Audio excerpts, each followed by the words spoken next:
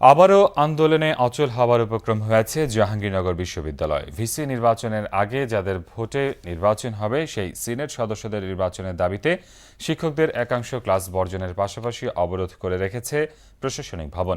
তবে উপাচার্যের দাবি, আইন মেনেই চলছে নির্বাচনের প্রস্তুতি। আর শিক্ষার্থীদের আশঙ্কা আবারও বিপর্যস্ত হবে তাদের শিক্ষা বছর। সাইমুল হকের রিপোর্ট। জাহাঙ্গীরনগর বিশ্ববিদ্যালয় প্রশাসনের কেন্দ্র প্রশাসনিক ভবন গত 3 দিন ধরে অবরুদ্ধ হয়ে আছে আন্দোলনরত শিক্ষকদের হাতে। সেই সঙ্গে চলছে শিক্ষকদের ক্লাস বর্জনও। তো উনি এসে তো প্রথম দিনই বলেছেন যে আমি সকলের সাথে আলাপ আলোচনার মাধ্যমে এবং প্রথম কাজ হবে আমি জাকসুর নির্বাচন দেবো, কারণ সিনেটে কিন্তু 5 জন জাকসুর সদস্য আছে। প্রশাসনিক ভবন আন্দোলনকারীদের দখলে থাকায় এই 3 দিন বাসভবনে থেকেই অফিসের কাজ করছেন বর্তমান ভিসি। 4 বছরের জন্য নিয়োগ পেলেও ভিসি নির্বাচন দেবার পেছনে আইনি বাধ্যবাধকতার কথা বললেন তিনি। আমার নাম যদি প্রস্তাব হয় এবং সেটা যদি সমর্থন পায় তাহলে সেটাতে আমার সাই থাকবে, কিন্তু আমার নিজের প্রার্থী হবার কোনো বিষয় এখানে নেই। আমি তো উপাচার্য, আমি তো প্যানেল দিয়েছি, বাকিটা করবে সেনেট। জাকসু নির্বাচন করা একটা বড় চ্যালেঞ্জ এবং সেই চ্যালেঞ্জ মোকাবেলা করতে পারবেন একজন নির্বাচিত উপাচার্য। প্রশাসনিক ভবন তারা বন্ধ করে রাখতে পারছেন কারণ আমরা সেখানে যাচ্ছি। এই কিছু শিক্ষক তাদেরকে কিন্তু আমি তো বল প্রয়োগ করে সেটা করতে চাই না।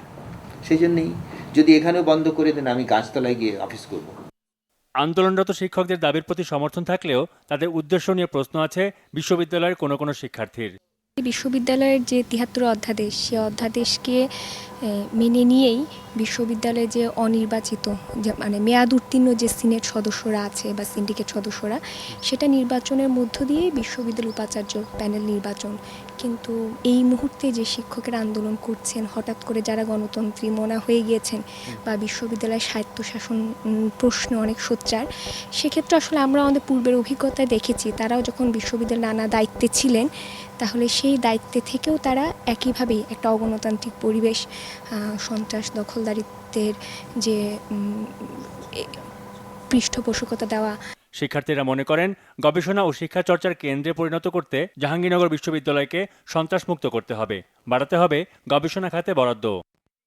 সাইমুল হক, বাংলা ভিশন, ঢাকা।